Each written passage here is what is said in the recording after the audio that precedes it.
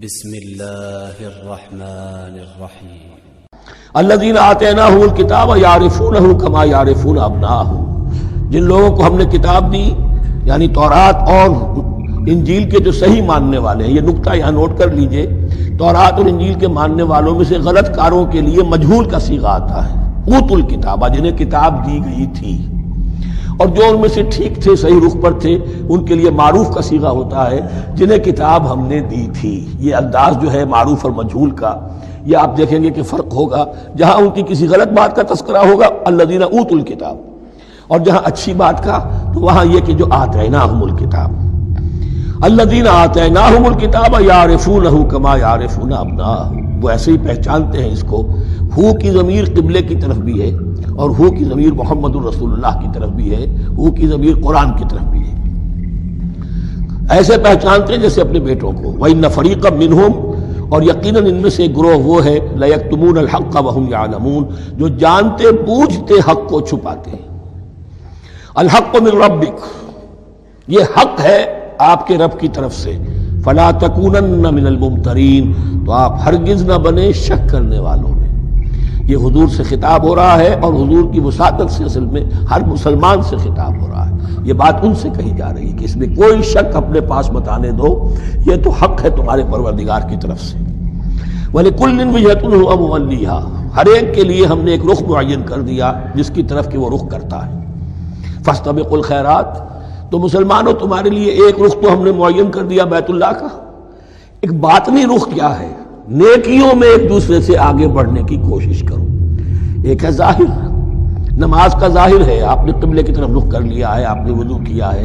ایک نماز کا باطن ہے، خشوع ہے، خضوع ہے، حضور قلب حاصل ہے، رقت ہے، معلوم ہے کس کے سامنے حاضری ہے۔ اسی طریقے سے قبلہ ایک تو یہ ہے جو کہ کعبہ ہے، بیت اللہ ہے، ایک یہ فاستبقوا الخیرات، تم ہر نیکی کے اندر ایک دوسرے سے آگے بڑھنے کی کوشش کرو۔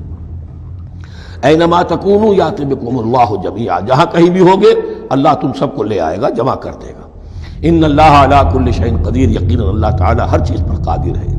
ومن حیث خرجت فول وجهک شطر المسجد الحرام، اور جدھر سے بھی آپ کا نکلنا ہو، کہیں سفر کریں، کہیں بھی جائیں، تو آپ اپنا رخ پھیر دیجئے مسجد حرام کی طرف۔ وَإِنَّهُ لَلْحَقُّ مِن رَبِّكَ، اور یہ یقیناً حق ہے آپ کے رب کی طرف سے۔ وَمَا اللَّهُ بِغَافِلٍ عَمَّا تَعْمَلُونَ، اور اللہ غافل نہیں اس سے کہ جو تم کر رہے ہو۔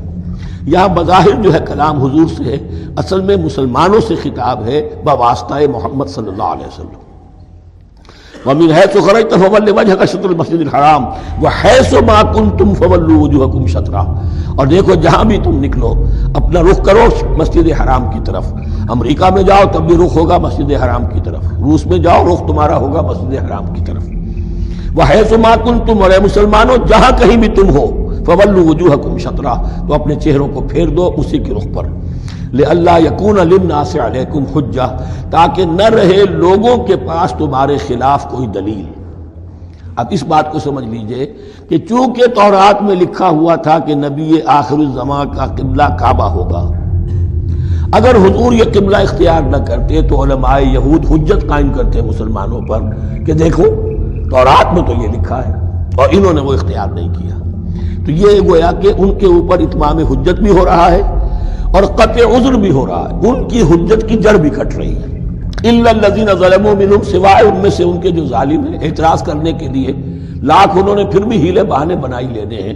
فلا تخشوہم، تو اے مسلمانوں ان سے نہ ڈرو، واخشونی، مجھ سے ڈرو۔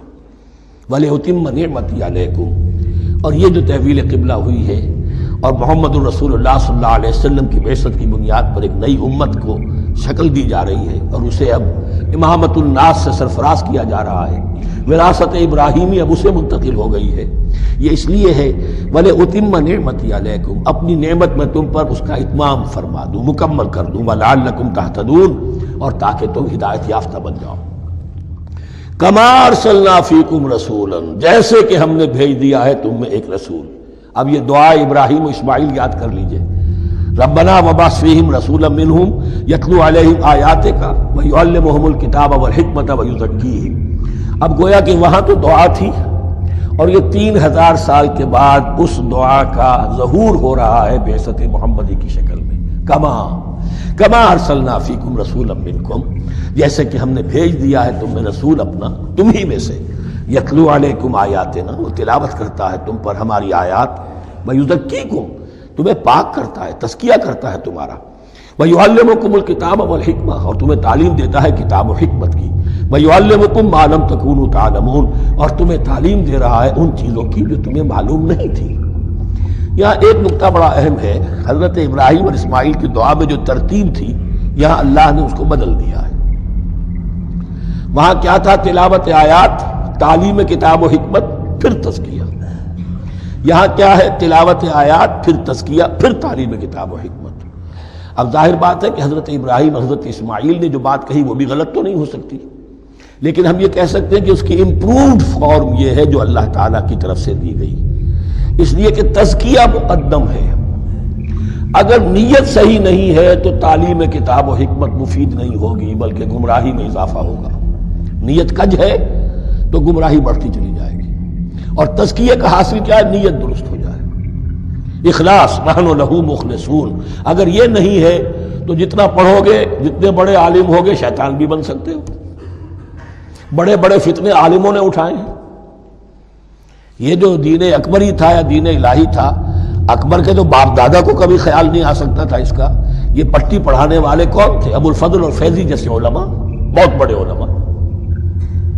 اسی طرح غلام احمد قادیانی، اس کو اصل میں جو بھی پٹیاں پڑھائی ہیں وہ تو پڑھائی حکیم نور الدین نے، جو بہت بڑا عالم تھا، اہل حدیث عالم تھا۔ تو در حقیقت بہت بڑا عالم ہوگا، اگر اس کی کج ہو گئی نیت تو اتنا ہی بڑا فتنہ اٹھا دے گا۔ اس پہلو سے تزکیہ مقدم ہے، اور اس کا ثبوت یہ ہے، یہی مضمون سورہ آل عمران میں آیا، یہی مضمون پھر سورہ جمعہ میں آئے گا، وہاں بھی ترتیب یہی ہے۔